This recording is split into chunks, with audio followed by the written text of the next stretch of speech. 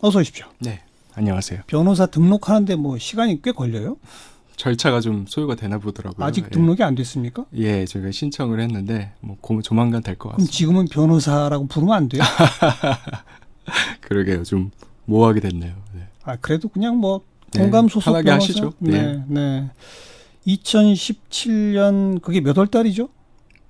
제가 이제 사직서를 제출했던 건 2월이죠. 2월. 네. 법원행정처 기획심의관으로 발령받은 건요. 2월 9일자였습니다. 2월 9일. 네. 그 남들 다 가고 싶어하는 꽃보직에 발령받으신 거잖아요. 뭐 당시에는 그렇게 생각들을 많이 했었죠. 그죠? 2월 9일날 발령받았는데 그때 사표를 언제 내셨죠? 2월 14일 날 사직서, 2월 16일 날 사직서를 내고요. 일주일 만에? 예, 그렇죠. 왜요? 사실 근데 이 사건이 그 며칠 사이에 급속도로 진행이 됐던 사건은 아니고요. 한 달 정도 기간 동안에 걸쳐서 그 당시 이제 법원행정처에서 많이 알려져 있는 뭐 판사 뒷조사 파일 문제뿐만이 아니라 이제 국제인권법연구회라는 학회를 와해시킨다던가 아니면 뭐 판사들을 대상으로 한 설문조사 결과가 발표되는 걸 막는다던가 또 그 과정에서 어떤 뭐 행정처에서 만들어낸 허위의 논리를 전파한다던가 이런 좀 판사로서 상상하기 어려운 일들을 많이 이제 벌였어요. 이제 그런 것들을 제가 이제 하나씩 겪어가면서 그리고 이제 결정적으로 마지막으로 이제 인수인계를 받는 날에 그중 상당수 업무가 제 업무다. 라는 걸 알게 되면서 이제 사직서를 냈던 그런 상황이었습니다. 그 발령 받기 전에는 그 이런 참 터무니없는 일들이 벌어지고 있네.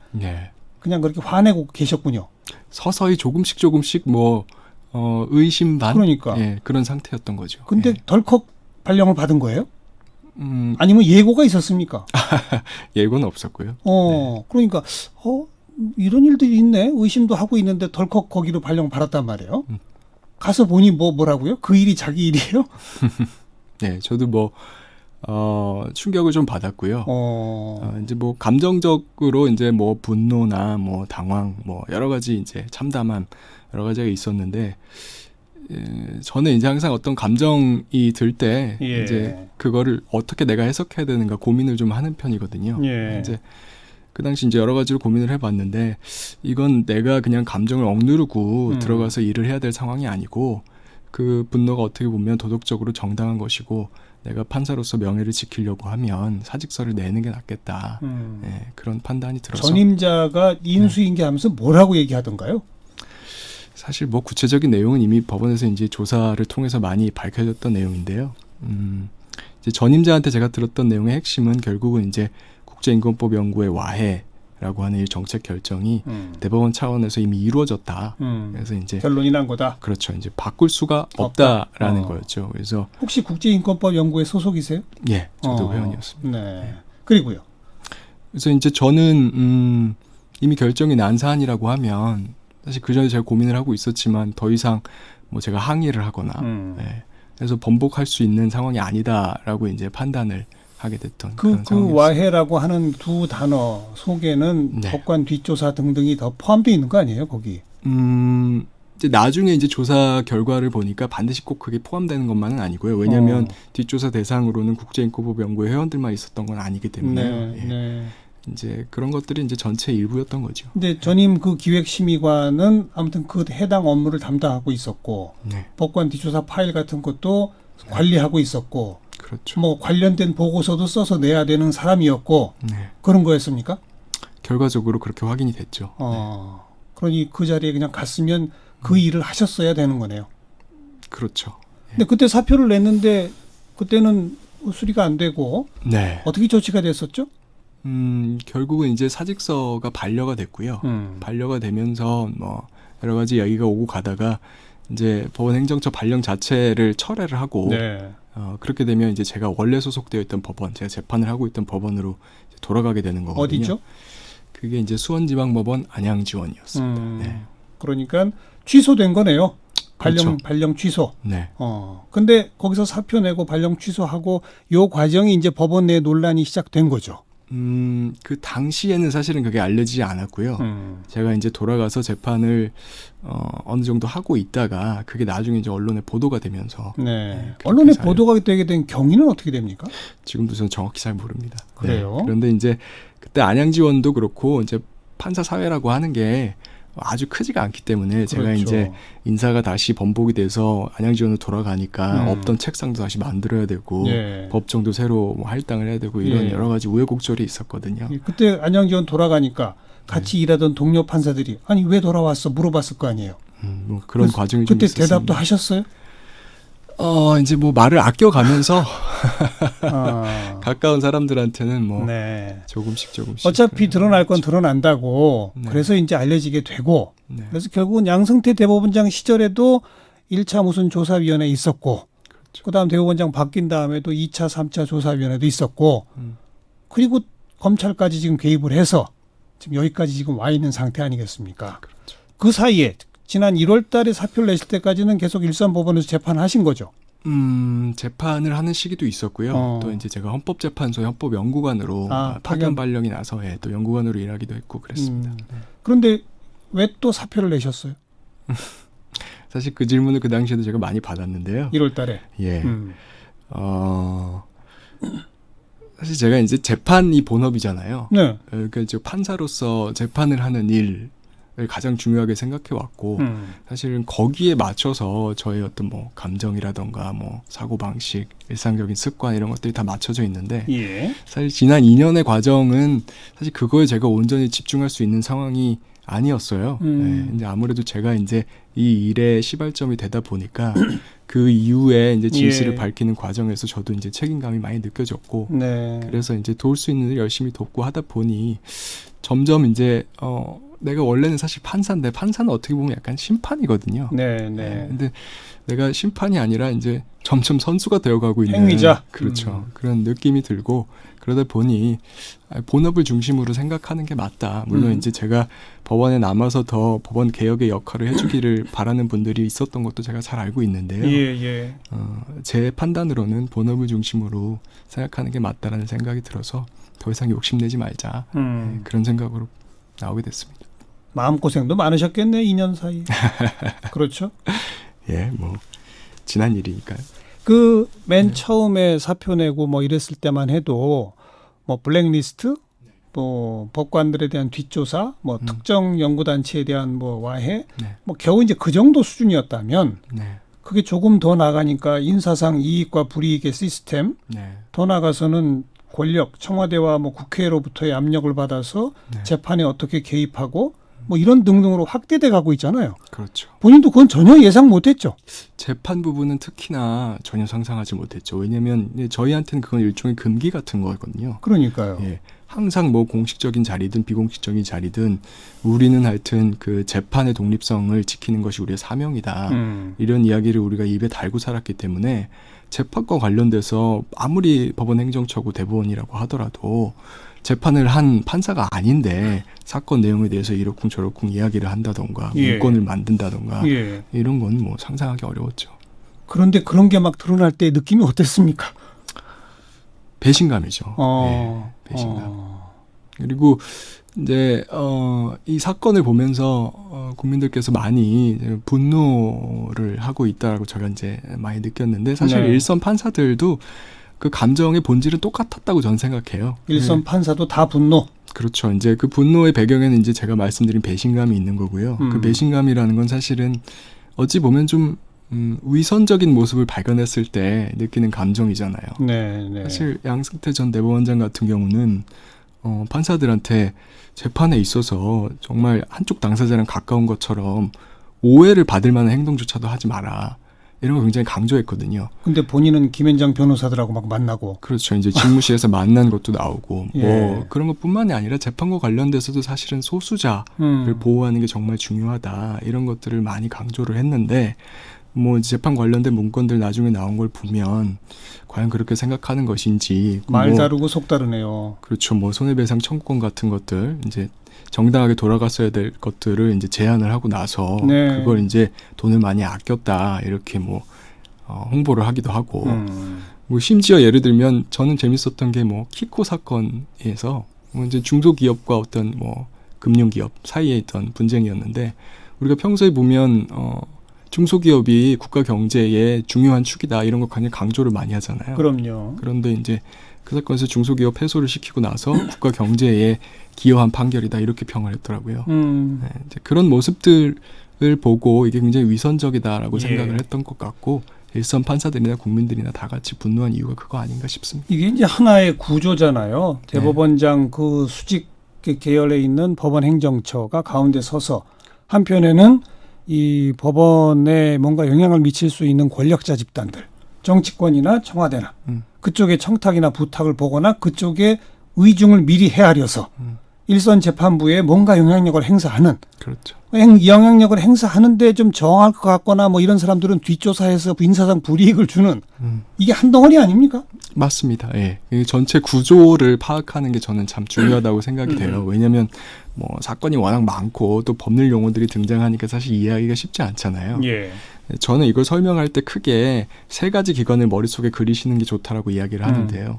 하나는 이제 일선 재판장들이 있고요. 그렇죠. 그 뒤에 이제 법원행정처나 대법원이 존재하는 것이고, 네. 그 뒤에 이제 권력자들, 뭐 전 정부에서 뭐 대통령이나 뭐 비서실장이나 이런 분들이 쭉 존재하는 거죠.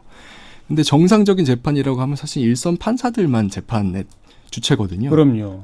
이 사람들이 법정에서 의견을 듣고 뭐 자료를 제출받고 한 사람들이기 때문에 비유를 하자면 뭐 병원에서 진료를 하는 의사가 따로 그렇죠. 있는데 예. 병원장이라고 해서 뭐 저 환자한테 A라는 약을 써야 제약회사가 좋아할 거다. A라는 약을 써라 이렇게 할 수는 없는 거잖아요. 네. 그런데 이제 뒤에 재판을 하지 않은 법원 행정처가 이제 권력자들한테 접촉을 하고 그다음에 그 접촉한 내용을 근거로 해서 다시 일선 판사들한테 접촉을 하고 이런 과정들이 많이 벌어졌던 거죠. 그런데 가담하는 판사들의 숫자는 사실 얼마 안 되는 거 아니에요? 그러니까 국민들이 판사들에 대해서 기대하고 있었던, 믿었던 것에 비춰보면 이렇게 수십 명, 뭐 지금 뭐 징계 비사실 통보 대상 판사가 66명 이렇게 저도 보도를 봤는데 숫자가 커 보이긴 하죠. 근데 이제 굳이 비율로 따지자면 대한민국에는 3,000명이 넘는 판사들이 있기 때문에 사실은 2%밖에 안 되는 겁니다. 그래서 그렇게 말씀하시는 것도 분명히 맞는 말씀이시죠. 네. 지금 양승태 전 대법원장, 임정원 전 차장 구속돼 있고요. 네. 나머지 판사들도 지금 속속 재판을 받게 되고 법원 내에 징계는 근데 뭐 별로 안 되고 지금까지 처리된 과정 내지는 결과를 어떻게 평가하세요? 좀 아쉬움이 많죠. 예. 뭐 이제 특히 지금 징계가 66년 비사실 통보가 된 거에 대해서 저는 이제 제가 좀 사직서를 제출하고 좀 쉬는 시간을 가지려고 국외 여행을 다녀왔어요. 여행을 다녀오면 당연히 그게 이제 처리가 되어 있을 거라고 예상을 했는데 징계 조치가 내려질 거다. 여전히 아무 결과가 없더라고요. 예. 그런데 이제 사실은 작년 5월달에도 이제 대법원장 담화문에서 징계 절차는 신속하게 하겠다라고 했고, 네. 뭐 올해 초에 이제 법원행정처장이 취임을 하면서도 과거 확실히 단절하겠다 이런 말을 했기 때문에 예. 말씀하신 거에 비추어 보면 징계 절차가 굉장히 신속하게 이루어질 것처럼 네. 예측을 했던 건데 좀 많이 다른 상황이어서 좀 뭐 갸우뚱하고 있는 왜 상황이죠. 그렇습니까? 전임 대법원 체제는 지금 사법농단의 주체 세력으로 이른바 적폐가 되어 있는데 네. 신임 대법원장과 신임 법원행정처장마저 왜 이렇습니까? 뭐 그분들이 아시겠죠. 사실 제가 정확하게 알 수 있는 방법은 없는데 다만 아쉬운 것은 이제 어떤 가치를 바로 세워야 될 이런 결단의 순간들에 좀 머뭇거리는 모습을 많이 보이시는 거 아닌가. 그런 분들이 좀 많이 아쉽습니다. 사실은 뭐 그거는 법원의 문제뿐만이 아니라 이제 고위공직자들이 많이 겪게 되는 일이고 거기서 이제 가치를 명확하게 세우고 신념을 이제 뭐 아주 강하게 가지고 있었던 사람이 아니라고 하면 관계에 휘둘리는 경향이 많이 있잖아요. 이제 그런 부분들이 법원에서도 반복되고 있고 그런 부분이 좀 많이 안타깝죠. 네. 과단성을 보여야 할 때에 그냥 머뭇거리고만 있다. 이 말이군요. 측면이 좀 있죠. 네. 게다가 자체 법원 개혁안을 지금 발표하고 있는데 그 안은 어떻게 판단하세요? 뭐 여러 가지 이제 혁신적인 내용들이 있기 때문에 큰 틀에서는 뭐 긍정적으로 평가 부분이 더 많긴 하지만 저는 일단 두 가지 측면은 꼭 좀 문제점을 지적을 하고 싶습니다. 첫 번째는 그 내용 이제 사법행정회의라는 기구를 만드는 거거든요. 맞습니다. 그래서 과거에는 대법원장, 법원행정처장, 차장 이렇게 이게 수직의 일렬의 관계에서 이제 지휘하던 그런 체제를 벗어나서 합의제 의사결정 기구를 만들겠다는 거거든요. 그런데 이 의사결정기구의 위원으로 지금 법원 사무처, 그러니까 법원행정처에 이제 후신이 될 텐데요. 사무처장이 위원으로 들어가 있어요. 근데 네. 이건 다른 합의제 기구는 사무처장이 위원으로 들어가는 예가 없거든요. 우리 예. 뭐 국가인권위원회라든가 금융위원회, 뭐 공정거래위원회, 사회적 참사에 관한 특별조사위원회 어떤 기구도 그 사무처장이 들어가는 경우는 없습니다. 근데 이건 이제 법원행정처에서 마지막에 안을 만들다 보니까 행정처장이 결국은 위원으로 들어가게 되는 이름만 사무처장으로 바꾸고 그렇죠. 그리고 법원행정처장 법관이죠. 지금은 법관인데 이제 법원 사무처가 되면 이제 네. 정무직으로 바뀌긴 하죠. 아, 예. 거기서는 판사는 아닌 거예요? 그렇죠.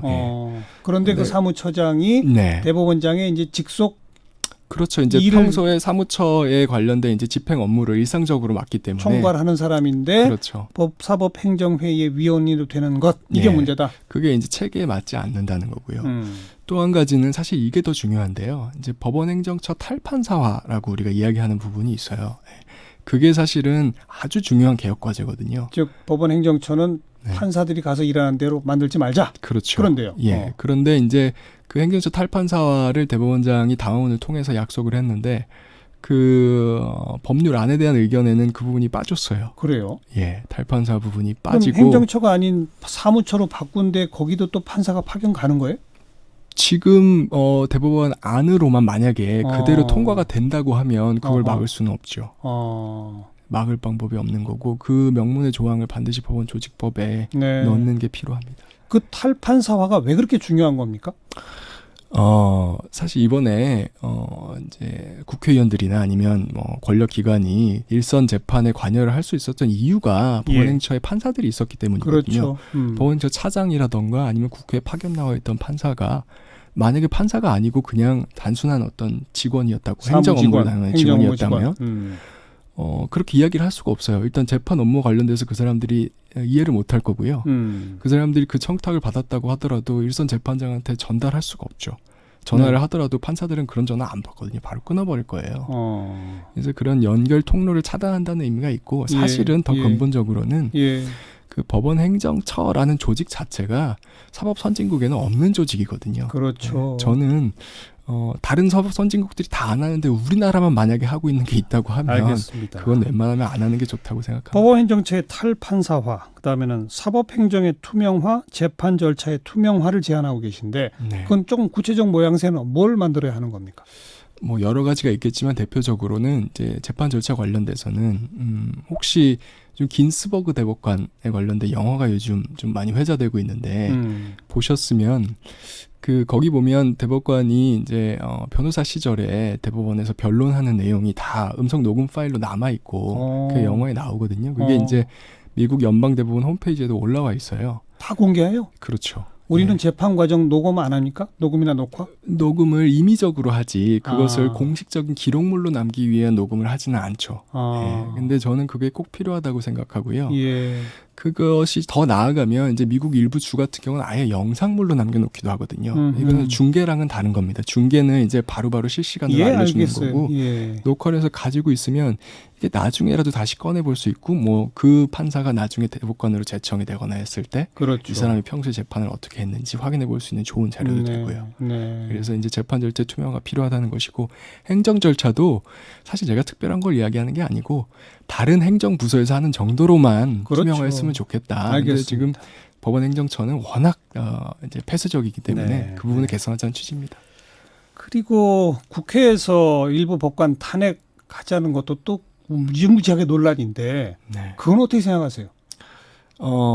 저는 사실 논란이 될 이유가 전혀 없다고 생각합니다. 그래요? 예, 이제 삼권 분립, 뭐 사법부 독립 이런 용어를 쓰면서 우려를 가끔 표하시는데 저는 거꾸로라고 생각해요. 그러니까 상권 분립이기 때문에 네. 법관 탄핵을 해야 되는 거죠. 예. 왜냐하면 상권 분리가 아니거든요. 네, 상권 네. 분리는 세 개를 쪼개놓으면 되는 거지만 상권 예. 분립은 쪼개진 세 개가 똑바로 서 있어야 되는 겁니다. 그렇죠. 하나라도 누우면 다른 기관들이 협력해서 다시 세울 수 있도록 헌법에서 장치를 많이 마련해 놨거든요. 견제하라는 거죠. 그렇죠. 그래서 뭐 과거에 이제 과거 행정부 수반이 이제 대통령이 이제 탄핵이 된 것도 마찬가지로 국회랑 헌법재판소의 협력으로 세운 것처럼 알겠습니다. 법권 탄핵도 똑같은 방식으로 하는 게 상권 분립과 사법부 독립의 정신에 오히려 맞다고 생각합니다. 그것도 미국에서는 상식이죠. 상식이죠.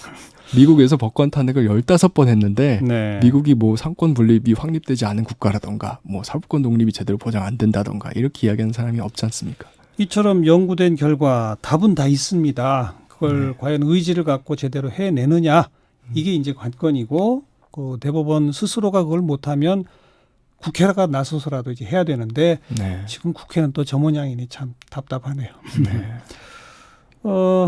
법관으로서 꽃보직에 갔는데 거부하고 나오셨어요. 그럼 이제 또 판사하다가 변호사 되면 정관예우 받으셔서 뭐 고액 연봉 받는 로펌에 가실 수도 있을 텐데 이 공익인권법재단 공감 네. 여기는 그 후원금만으로 월급 주는 데 아니에요? 맞습니다. 공감은 수임료를 받지 않고요. 그러니까요. 예, 기부와 후원만으로 운영되는 단체고 그래서 제가 이제 출근한 지 갓 3일밖에 안 돼서 잘 모르긴 하는데 가보니까 제가 예상했던 것보다 더 열악하더라고요. 그래서 변호사님들께서 괜히 고군분투하고 계시고 네. 이 부분에 대해서 좀 많은 분들이 관심을 가져주시면 원래부터 이런 뜻이 있었어요? 아니면 이 지난 2년의 이 폭풍 같은 시절을 거치면서 아 나는 이제 돈 버는 그 변호사는 못할 것 같다 이렇게 한 겁니까? 저도 뭐라고 한마디로 설명하기는 어려운데요. 다만 제가 이제 계획 없이 나오다 보니까 여기저기서 권유도 받고 한번 선배가 변호사 사무실에 나오라고 그래서 한번 뭐 차도 한잔 할 건 가본 적이 있어요. 이제 예. 소위 말하는 이제 정관 변호사 예. 사무실이었죠. 예. 들어가 이렇게 한번 앉았는데 너무 우울하더라고요. 네, 그래서 내가 이건 나한테 어울리지 않는 길이 아닌가 그런 생각이 들었고 또 다른 권유를 받아서 이제 공감에 합류를 하게 됐는데 공감은 원래는 이제 2년이 깁니다. 제가 이제 후원도 10년 넘게 했었고 과거에 이제 판사가 되기 전에 잠깐 이제 자원활동도 했던 곳이고 2년이 있었는데 또 다시 이렇게 또 2년이 이어져서 합류를 하게 됐습니다. 저희하고도 인연이 깊어요. 아 그렇습니다. 네. 저희 프로에 공감 소속 변호사들 많이 나오셨고요. 근데 참 정말 고생들 하시다고요. 터무니없는 월급으로 거의 봉사활동처럼 하시는 계시던데 더 많은 후원금이 좀 답지하길 바라겠습니다. 고맙습니다. 이탄희 전 판사 앞으로는 이제 공감 소속 변호사로 가끔 시사잡기를 통해 뵙겠네요. 오늘 함께 만났습니다. 고맙습니다. 네, 감사합니다.